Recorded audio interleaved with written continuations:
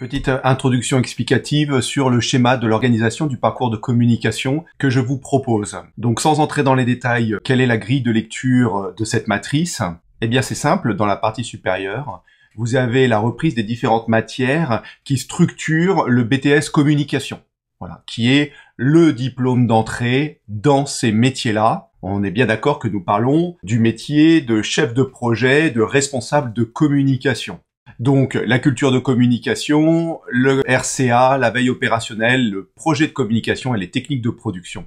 Alors, bien entendu, il y a d'autres matières dans le BTS, mais j'ai envie de dire que c'est celle qui structure vraiment ce diplôme, et donc ça permet aux étudiants qui sont en train de suivre ce cursus de voir un peu dans quelle partie en fait du schéma ils vont pouvoir retrouver les notions du cours. Par contre, je propose ensuite en dessous ma propre classification, ma propre façon d'ordonner l'apprentissage des connaissances qui est calquée sur la notion de projet. Alors pourquoi? Parce que ça donne une vision opérationnelle, ça permet aussi d'avoir une vision planifiée de la montée en compétences et des éléments nécessaires pour pouvoir gérer un projet de communication et devenir un professionnel. Ça évite d'avoir des répétitions entre différentes matières. Par exemple, pour ce qui est de la notion de charte graphique ou de théorie de la communication, à l'heure actuelle, dans la plupart des manuels, on le retrouve à la fois en culture de communication et en projet de communication. Donc, pour moi, effectivement, c'est plutôt déroutant pour l'apprenant.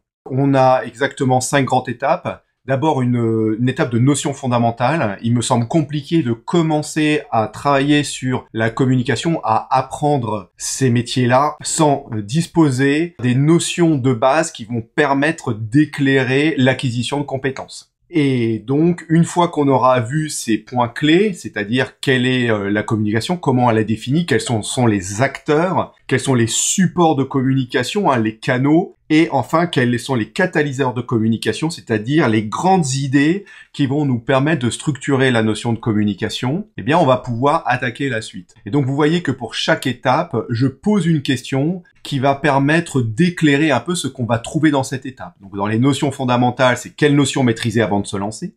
Puis après, on a la phase de prospection, c'est comment trouver des clients. Ensuite, on a le lancement de projet, c'est comment répondre à une demande client. Et puis une fois qu'on a répondu, c'est la conduite du projet. Si le client a répondu favorablement, c'est comment piloter un projet de communication. Et enfin, la fin du projet, c'est comment finaliser et archiver un projet de communication, puisque c'est un élément extrêmement important. Et donc, en dessous, je ne mets pas l'intégralité de ce qu'on va trouver, mais les grandes phases clés de chaque étape qui vont permettre de cristalliser à chaque fois les grandes notions, les grandes étapes. Alors, l'idée de ce schéma, ça n'est pas d'être exhaustif, mais c'est de permettre de vous présenter un squelette d'apprentissage et en vous y référant tout au long de votre formation, eh bien, de pouvoir recontextualiser là où vous en êtes, ce que vous avez fait avant, ce que vous ferez après, et donc de donner du sens à ce que vous êtes en train d'apprendre, et tout ça dans une vision opérationnelle, c'est-à-dire en pouvant allier en même temps la théorie,